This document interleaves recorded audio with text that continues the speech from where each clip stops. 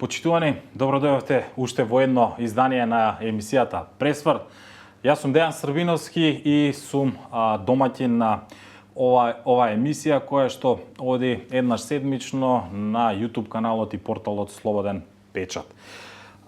Денеска имаме интересна гостинка со која што ќе продискутираме на една од можеби од најважните светски теми кои ја задираат онаа надворешната политика, се однесува токму на она што е најжолчно, а се однесува на новите тарифи, царини кои што ги наметна новата администрација, не толку нова сега, на претставателот Доналд Трамп. Имено, берзите во минус додека економистите ја дешифрираат царинската формула на САД, а светските лидери и понатаму остануваат да бидат поделени во овој хаос кој што го предизвика Трамп.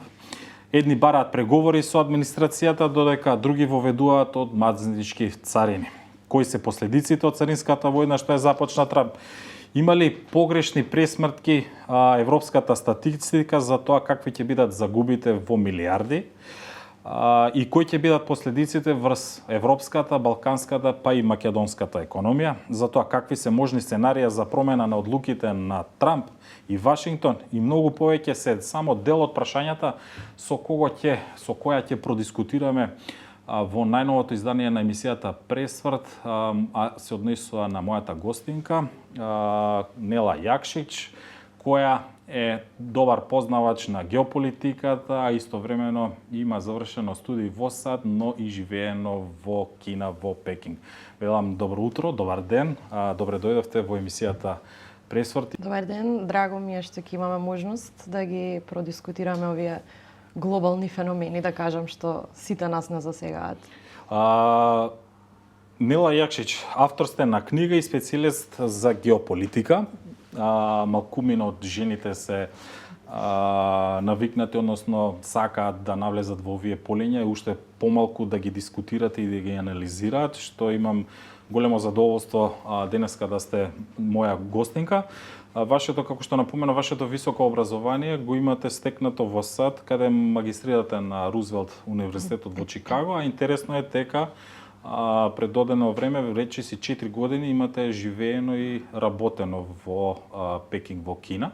Па еве, на самиот почеток би ве замолил малку да ни ја објасните, односно да прокоментирате во однос на она што е наактуелно општо, се однесува на тарифите. Па која е главната порака која што ни дојде од Вашингтон, го потресе целиот свет? Па вака, јас би сакала најпрво да почнам со еден генерален осврт на целата глобална геополитичка ситуација, ама со фокус на последните одлуки на америчката администрација, на Доналд Трамп. Имаме 10 недели од владењето на американската администрација, 10 недели во кои што се донесени брзи одлуки, последните доста контроверзни, меѓутоа со глобални импликации. Што значат овие одлуки? Пред се би сакала да прокоментирам дека Трамп веќе никако се оддалечува од концептот на мултилатерализам. Претежно овие одлуки се донесени унилатерално. Што значи дека америчката влада сама ги носи и потоа имаме глобални последици кои што следат после тоа. Второ, имаме занишување на дефинитивно економскиот поредок како што го знаеме досега. И јас би рекла како некоја четврта точка е дека дефинитивно овие одлуки прават една замена на концептот баланс на моќ, кој што досега го имаме видено во светски сили, светски рамки, со замена со баланс на страв. Веќе сите, да речам, земји од овие одлуки се погодени и веќе се стравува дека ќе има почеток на една глобална рецесија, па затоа велам дека концептот на моќ се заменува со концептот на страв. Многу луѓе би го окарактеризирале Трамп како непредвидлив. Последните одлуки... Да, генерално тоа е некоја слика која што се представува во светот и општо се пишува за него дека е непредвидлив, а тоа го повлекуваат и медиумите, меѓутоа и оние аналитичарите во однос на неговиот прв мандат. Јас не би го карактеризирала како непредвидлив. Јас би рекла дека ова е свесна политичка стратегија на избувливост. Што тоа всушност значи? Тоа значи дека се донесуваат брзи одлуки, една по друга за геополитички прашања, економски, трговски, територијални прашања кои што со децении тлеат. И брзата одлука, ваквата политичка стратегија на брза одлука е дека со самиот факт што се носи една по друга, се забораваат веќе последиците на последните одлуки кои што се донесуваат. И на тој начин, всушност, последиците се големи, ние ги приметуваме тие само последни одлуки што се, а од претходните одлуки веќе на некој начин се занемарени и заборавени. Затоа велам пак е концепт на свесна политичка стратегија. Од пиар гледна точка, сакам само и ова да го напоменам, па после ќе навлезам подетално за економските и политичките анализи во однос на тарифите или даночните ограничувања. Од пиар гледна точка, можам да кажам дека оваа стратегија на досегашната америчка администрација е доста успешна. Вие во овие 10 недели нема медиум во светски рамки, подкаст, аналитичар, експерт кој што не зборува за америчката администрација, за последните одлуки на Доналд Трамп. Тоа, да речеме, дава едно релевантно ниво или една повисока преговарачка рамка на САД. Ја става во некоја повисока ситуација, да речам, или состојба, во која што веќе силата е во Америка е порелевантно здобива со самото тоа што е толку застапена во медиумите. Меѓутоа, колку е едно подпрашање, па ќе пројдеме и на другите теми кои што би сакал да ги офатиме во нашиот разговор денеска, колку е надуван балон кој што Трамп го применува и во надворешната политика, и во економијата, макроекономијата, па и во домашните случувања во САД може да издише и гледаме дека на некој полиња издишува. Колку ќе има рефлексија директно кон самата администрација, дали може да се случат, веќе гледаме дека има протести против неговото работење, дали може од друга страна да го обедини и светот, па и домашната американска јавност да преземе некакви порадикални мерки, или ова е само морков и стапото на изрека која што претпоставувам на крај ќе се сведе на бизнис делка? Добро прашање е тоа. Сакав баш да напоменам дека овие последни даночни ограничувања се и всушност некој пробен политички балон на американската администрација. Што тоа значи? Тоа значи дека се донесува одлука со цел да се видат кои ќе бидат глобалните репрекусии. Меѓутоа, сите вака анализи наведуваат дека не можат овие тарифни даноци или ограничувања да бидат само издржливи на долг рок.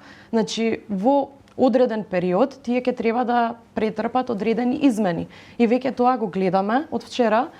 Беше донесена одлука да се замрзнат за поедини земји даночните ограничувања во рок од 90 дена. Затоа пак кажувам дека според мене на политичка стратегија, еден политички пробен балон да се види докаде може да се поднесе светската економија, да се направи како една атмосфера на трговска војна, една атмосфера на политички страв.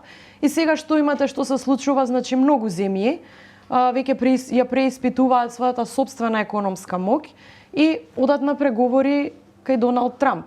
Значи веќе топката е префрлена во негови раце. Американската администрација добива поголема преговарачка релевантност или рамка, занемарувајќи ги сите, да речам, глобални критики, па дури што доаѓаат и од натрешноста на Америка. Меѓутоа, тоа се, ајде да кажеме, тоа е перспективата на оние помалку моќните или немоќните слабите држави, вклучително и као што е Македонија, меѓутоа и помалите. Што станува за оние моќниците, дали за кои што Трамп всушност најави дека сака отворена војна економска се со цел издигање на САД. Дали Кина, дали Русија, Европската унија ќе тропнат на вратата во Вашингтон? Па вака, мислам прво да прокоментирам за Кина би сакала. Како Кина се снаоѓа со овие, да речеме, економски предизвици. Најнапред би ги споменала иницијативите на кинескиот председател Си Џинпинг, кои што веќе, да речам, се во ефект во изработка. Тоа се трите иницијативи, предлози со кои што Кина би сакала да ги реши оние. Кои се тие? Првата иницијатива е, значи, за глобален развој. Иницијатива за глобален развој, втората иницијатива за глобална безбедност и третата е иницијатива за глобална цивилизација. Така. Тие се некои параметри по кои што се води кинеската влада и дефинитивно се многу промовирани од страна на Си Џинпинг, на кинескиот председател. Меѓутоа, мислам дека како резултат, како одговор на овие тарифи на Доналд Трамп, Кина има два ефекти. Имаме внатрешен економски ефект и геополитички ефект. Да, би сакал овде да ги раздвоиме тие два моменти. Ајде, ако можеме да почнеме со економскиот, односно внатрешно економскиот ефект. Вака, според доста кинески експерти, особено од Евроазија груп, што последно баш се информира, велат дека над 35%, ако има Кина даноци, особено оние кинески компании кои што увезуваат и производство во САД, дека над 35% ако има данок, тогаш се намалува драстично, профитот останува на нула, виртуелно да речам, според некоја анализа. Мислам дека Кина, дури земајќи го и ова во предвид, е премногу економски спремна да се соочи со вакви внатрешни економски предизвици. Особено тоа можевме да го забележиме и видиме после пандемската состојба. Кина тогаш дури се мобилизираше и можеби прва се одбрани внатре од вирусот. Дали мислите дека и сега таа стратегија ќе примени кога стануваат збори санкциите или економските мерки од САД? Па дефинитивно ги научи некои од лекциите.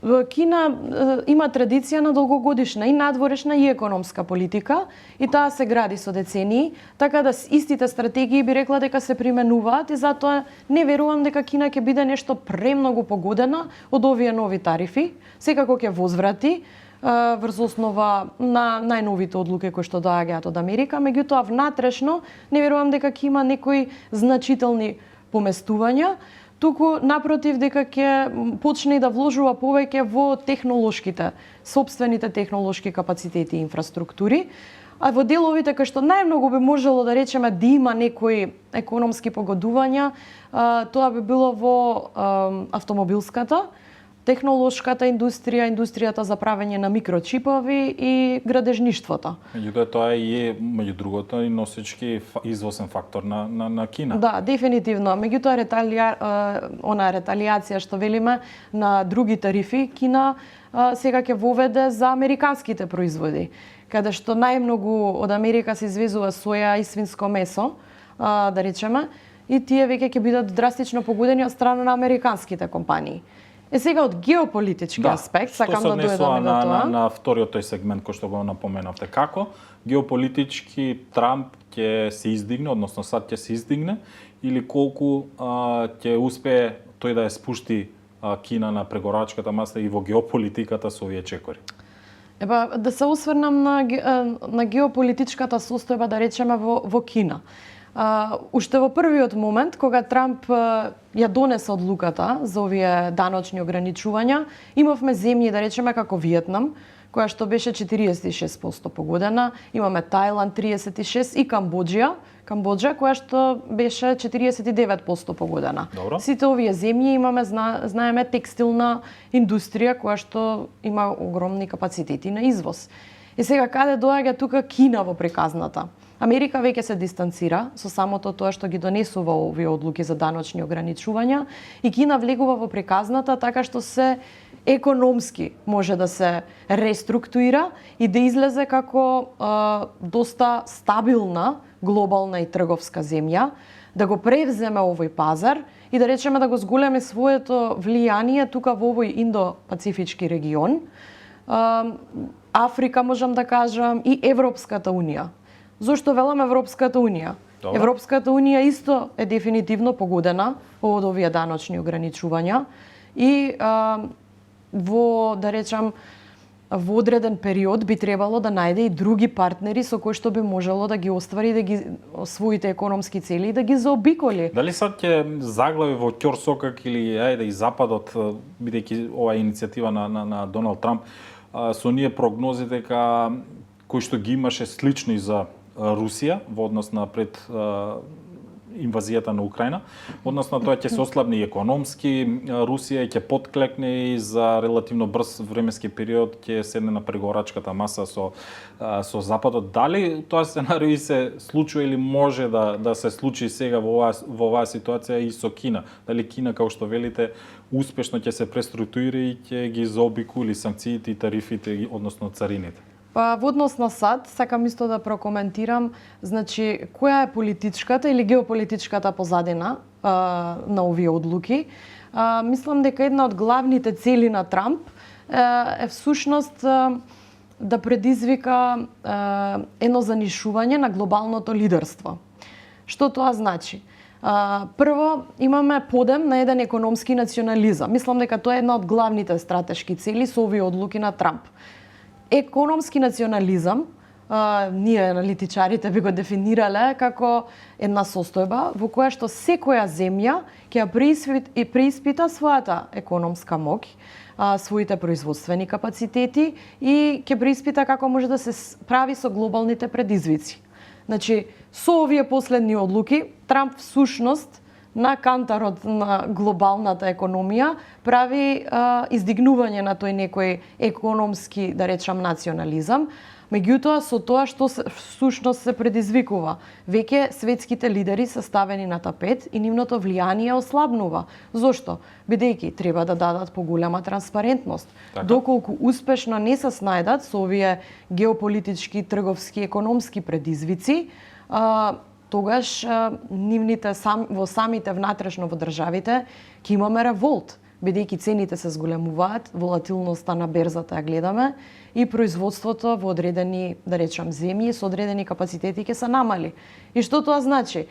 Влијанието на одредени светски лидери кои што веќе ја губат кредибилитетот пред своите граѓани на глобалната сцена, со тоа можам да кажам и релевантноста на Америка како светски партнер расте. Многу е интересен тој баланс, како една одлука, без разлика што предизвикува толку многу, да речеме, и негативни ефекти и појави, како така е несомнено, предизвикува од друга страна да ние веќе почнеме да се сомневаме во глобалното лидерство и да видиме кои всушност лидери можат да навигираат добро низ овие економски моменти и кризи.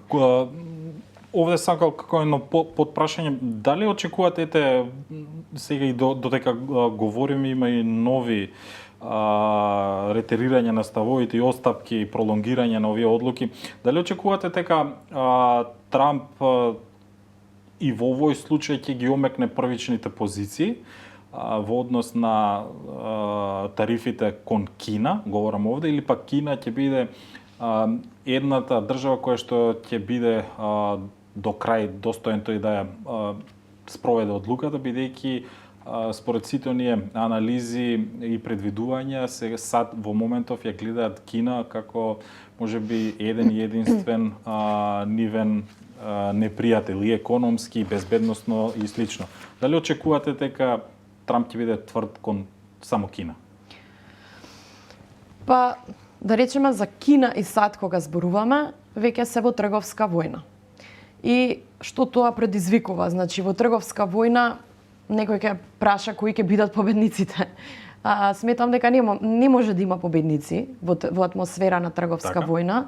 Може само да има земји кои што успешно ќе се издигнат, ќе навигираат или геополитички ќе го зголемат своето влијание, или едноставно ќе паднат и ќе се сведат на ниво да веќе преговараат со САД за намалување на тие даночни ограничувања. Сметам дека нема да дојде до никакви преговори, да речеме помеѓу САД и Кина, во однос на Кина да бара... Како во која насока гледате ситуацијата? Само ќе има реципроцитетни одговори, со тоа што ќе има можеби поголеми зголемувања, Соединените американски држави нема да отстапат, а Кина повторно ќе враќа со нови мерки на американски... Кој ќе плаќа повеќе? Дали тоа можеби ќе се одрази евентуално и во македонскиот џеб, македонската економија, светската говорам овде сега? Па, мислам дека Македонија нема да биде директно погодена, бидејќи ние немаме некоја преголема извезувачка моќ, меѓутоа ќе биде индиректно погодена, бидејќи Европската унија секако ќе биде директно погодена, ние сме дел од Европа, па на тој начин и ние ќе го почувствуваме тоа, особено во купувачката моќ. Затоа што сега ќе имаме реструктурирање на глобалните синџири на снабдување, ќе се зголемат цените на бизнисите, берзата се уште ќе биде волатилна и ќе едноставно светот ќе стравува дали ќе има глобална рецесија, меѓутоа Америка ќе проба сега некаде да ги изедначи тие одлуки и можеби малку да ги намали последиците кои првично беа од оној бумеранг ефект кој што го направи. Добро. Како политичка стратегија, повторно ќе кажам. Во однос на односите помеѓу Вашингтон и Пекинг, очекувате да имаме некако дополнително затегање во однос на сите тие реципрочни мерки и дали тоа ќе биде долготрајно или пак се ова ќе се сруши до оној момент кога Трамп ќе го крене телефонот или обратно со председателот Си ќе разговарат и ќе речат дека мора да седнат на маса? Па во овој момент, како што налага ситуацијата, мислам дека ќе има една геополитичко статус-кво, дека тоа ќе биде само едно препукување на политички начин со даноци, враќање на даноци. Не верувам дека некои подетални разговори дипломатски се очекуваат. Можеби во иднина има шанси да се случи тоа, меѓутоа ќе повторам дека Трамп се оддалечува од тој принцип на мултилатерализам, бидејќи во 2017 се сеќаваме дека излезе од тој транспацифички пакт или алијанса, каде што веќе Кина навлегува како доста влијателен играч. Веќе сите одлуки кои што се носат се во билатерални, во 4 очи. Тоа е некоја стратегија на моменталната америчка администрација. Според вас, велите дека не сте убедени дека ќе седнат на маса, иако прост пример не и до вчера, до пред месец дена не бевме убедени дека и американците и русите седнаа на маса да преговараат за Украина. Велите дека овде можеби таква ситуација или таква можност ќе изостане? Па не ја исклучувам можноста, како аналитичар не сакаме во целост да ги исклучиме тие можности, меѓутоа мислам дека во блиска иднина дека ќе има некои подлабоки трговски разговори за трговска размена помеѓу Кина и САД. Не би рекла дека би се случиле. Не сте убедени. Да. Јакшич, овде би сакал да преидеме на вториот дел од прашањата, се однесуваат на она безбедносна сфера. Верувам дека вие можете и одблизу да ни го пренесете менталитетот и размислувањето на кинеската нација во однос на тоа дека Америка не го стега обрачот само економски околу Кина, него тоа и безбедносно. Се сеќаваме дека и од администрацијата на Обама па преку Бајден, сега Трамп се носи одлуки за економско зауздување, меѓутоа и воено зауздување на Кина во светски рамки. Како дополнување би сакал овде, ако ми дозволите, последен извештај кој што се однесува за 2025 година, изработен од Американскиот Сенат, вели дека САД оваа година во своите безбедносни процени ја прават, кои што ги прават специјалните безбедносни служби на САД, ја гледаат Кина како најголема безбедносна загрозувачка држава. Тоа го согледуваат овие аналитичари, безбедносни аналитичари во повеќе сегменти, каде што наведуваат дека во наредните 10 години Америка целосно ќе се сврти кон Индо-Пацификот, ќе изостане САД, Европа, се извинувам, и својата енергија ќе ја потроши безбедносно околу Кина. Па, многу интересно прашање, меѓутоа за да го дојдам до одговорот на ова прашање, мора најнапред да кажам нешто за стратегијата, да речам, на Кина, како Кина го шири, да речам, своето влијание. Самите сме свесни дека Кина има една огромна традиција на надворешна политика, одлуки кои што веќе се носат со децении и таа традиција продолжува и во носењето на денешните одлуки на сега на геополитичката сцена. Кина е карактеристична по тоа што го шири своето влијание преку инфраструктурни проекти. Можеме да забележиме тука во нашата околина, во близина, во Србија, преку железници, преку автопати. Исто така многу се издигнува и преку телекомуникацијски проекти, 5G мрежи, дата центри. Значи, Тоа е карактеристиката всушност на Кина, да го шири своето влијание преку безбедносни, инфраструктурни, телекомуникацијски, разни видови на вакви проекти и дата центри, како што напоменав. Не сметам дека Кина ќе ја промени, да речеме, оваа стратегија во блиска иднина. Сметам дека влијанието на Кина во Индо-Пацифички дел ќе се развива уште повеќе. Можеби тоа ќе биде во сукоп со американските интереси, дефинитивно. И сметам дека Кина повеќе ќе се осврне внатрешно према себе и како одговор, особено на последните одлуки на америчката администрација, ќе почне веќе да инвестира многу во градење на својата технолошка инфраструктура. Добро. Дали со овие чекори, да бидам попрецизен во прашањето, дали со овие чекори би се одбранило, односно би се наметнала како доминантен играч во Индо-Пацификот со новиот пријател кој што доаѓа во соседството таму, тоа е САД, бидејќи САД Кина ја гледат како непријател. Да, па дефинитивно, да одговорам на прашањето, мислам дека ќе се наметне и веќе е голем играч, геополитички играч во тој дел, директно во сукоп со САД, меѓутоа тие односи во овој момент би останале во некоја статус-кво ситуација. Не верувам дека ќе има некоја геополитичка или безбедносна ескалација во моментов, со оглед на тоа дека вниманието се пренасочува кон и се прави тој страв за некои, да речем, економска рецесија и имаме веќе закани. Тогаш од кого би стравувала Америка годинава најмногу, ако еве вака се посочува во овие извештаи кои што се испоставуваат дека можеби на крајот до некаде и се вистинити? Па, моје мислење е дека Америка треба внатрешно да стравува. Внатрешно да стравува од својата политичка опозиција, која што будно ги следи сите чекори и одлуки на администрацијата на Доналд Трамп. Како што и вие напоменавте, огромно внатрешно незадоволство за поедини одлуки се случува моментално во САД и мислам дека најголемиот страв треба да дојде од внатрешно, од политичките опоненти на Доналд Трамп, неистомислениците и оние кои што имаат предлози за како подобро Америка да се справи и да носи поинакви економски одлуки и одлуки во надворешната политика, а и дефинитивно треба да се плаши од своите сограѓани, кои што можеби директно ќе почнат да чувствуваат некои економски предизвици внатрешно во САД, колку и Доналд Трамп неговата стратегија е да го врати домашното производство назад во Соединетите Американски држави и да предизвика некој да речам позитивен економски исход.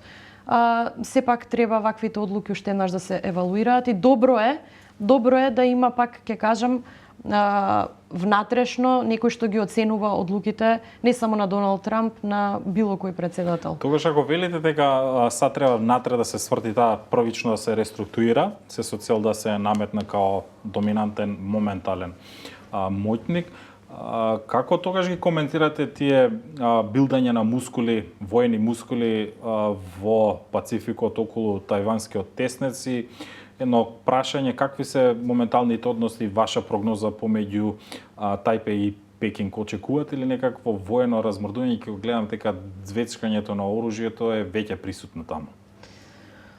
Па, овој конфликт веќе датира од подамна. Сметам дека некакво глобално разрешување, да речам, или некакви глобални промени не би требало да има во односите. Кина си ги веќе има изразено своите ставови во однос на Тајпеј, Тајван. Америка тука веќе се наметнува како одреден играч кој што ја подпомага, да речам, целата ситуација, има добри односи со Тајпеј и претходно, ако видиме, америчките влади го поддржуваат Тајван. Кина ќе остане доследна до својот став и мислам дека нема да има некои особени големи тука некои промени. Меѓутоа ги гледате империалистичките изјави и насоки, односно перцепции на Трамп за Гренланд, за каналот Панама, видовме што се случува со Украина, со Крим. Кина, верувате дека овдека ќе изостане како велесила да не примени сила кон Тајван и да го врати под негово владение, остров за кој што толку години и вие споменавте, сака да го врати назад? Очекувате било каква некаква војна разврска таму или? Па, ако ја согледаме надворешната политика на Кина, не е напаѓачка, сакам да кажам. Добро. Повеќе Кина инвестира од друг аспект во безбедносните структури. Како што претходно напоменав, преку вакви проекти, преку билдање и ширење на својата култура, така да не ја исклучувам можноста, меѓутоа не би рекла дека ќе има некои поголеми сега воени разврски тука во овој предел, затоа што целото внимание всушност и со овие одлуки се пренасочи кон економијата. Така да военото е веќе малку ставено во втор план, се со цел да се разрешат овие економски прашања. Уште едно сосема кратко прашање и на крајот да го завршиме нашиот разговор со да се преселиме на Европа и Балканот и растечкото кинеско влијание во светот. Ќе се осамостали сега покрај овие потреси економски и санкции и тарифни, може ли светот да се осамостои од таа растечко кинеско влијание? И дали треба, според вас? Па, ова е интересно прашање, да се осамостали. Што тоа значи? Јас мислам дека светот, глобалната сцена вака е самостоен. Секоја држава си има своја економија, која што сега дефинитивно треба да се преиспита, да ги преиспита своите економски капацитети. Од секогаш било тоа во геополитичката сцена, секогаш имаме огромни светски сили кои што доминираат. САД и Кина од секогаш доминирале. Меѓутоа е малку како појаснување, Европа не можеше сама можеби да се издействува, да се избори со ковидот. Тоа се случуваше и со кризата со електрочипови. Тука беше повторно Кина посочена дека треба да подпомогне или индиректно дека не може сама.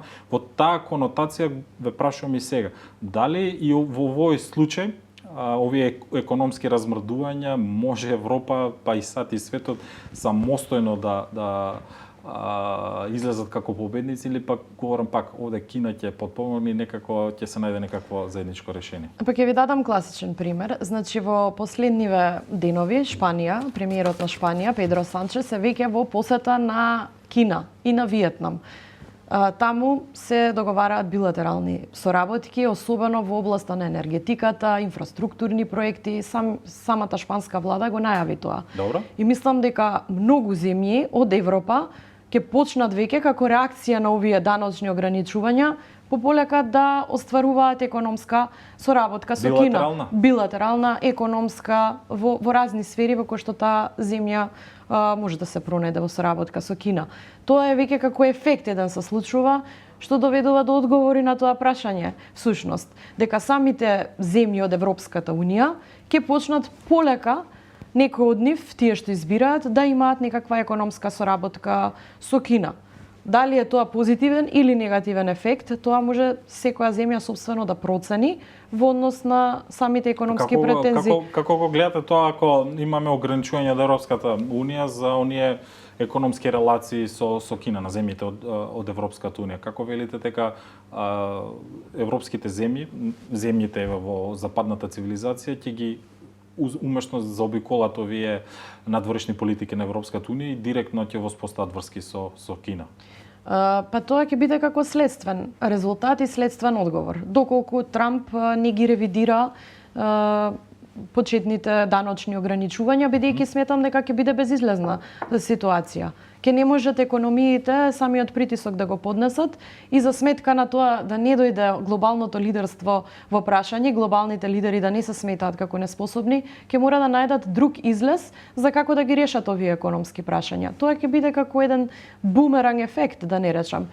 Меѓутоа, сметам дека секоја соработка, без разлика, е позитивна затоа што може да се пронајдат многу земји од Европа, многу земји глобално соработуваат на некој начин со Кина. А како тоа е Тоа издигнува дефинитивно моќта на Кина од една страна, меѓутоа не можам да кажам па дека занемарува моќта на Америка исто како глобална сила. Затоа тука е тој Тој конфликт. Каде е Балканот и Македонија во целата приказна? Очекувате ли балканските лидери, па и македонските, да преземат било какви некакви чекори кои што можеби ќе искористат ситуација или немо ќе ги слушаат западните директиви на Европската унија, па можеби и на САД? Како очекувате тоа и каде Македонија се позицира според вас? Треба да се позиционира? Па Македонија дефинитивно има одлична билатерална дипломатска соработка со сите влади на САД и без разлика која администрација и какви одлуки да донесува, сметам дека Македонија треба да продолжи на тој пат, бидејќи САД се наши огромни стратешки партнери и не може ние тоа да го прекинеме само бидејќи се донесуваат некои глобални одлуки со глобални последици. Македонија треба да продолжи на истата траекторија, значи да ја зајакнува соработката со Соединетите Американски. А со Кина? Мислам дека и претходно Македонија има остварувано соработка со Кина. Пак ќе кажам дека секоја соработка која што носи бенефит на земјата, економски, трговски, геополитички во било каков аспект треба да се негува, дефинитивно. Нела, мислам дека овдека ги начнавме сите интересни теми, а се актуелни, се односуваат на овие последни тарифи, кинеско, американски, па и европски, контрамерки и цело овој хаос кој што се случува во светскиот поредок. Ти благодарам за твоето учество во емисијата Пресврт, за твоите интересни ставови, но и одблиску што ни го представи менталитетот на кинескиот народ и кинеската влада со сите оние чекори кои што би можеле да ги преземат. Ти благодарам уште еднаш. Ви благодарам многу, ми беше задоволство. Почитувани, тоа беше мојата денешна гостинка Нела Јакшич, која што е аналитичарка по геополитика и долги години одлично ги позна американско-кинеските односи и долги години живеела и работела во Пекинг.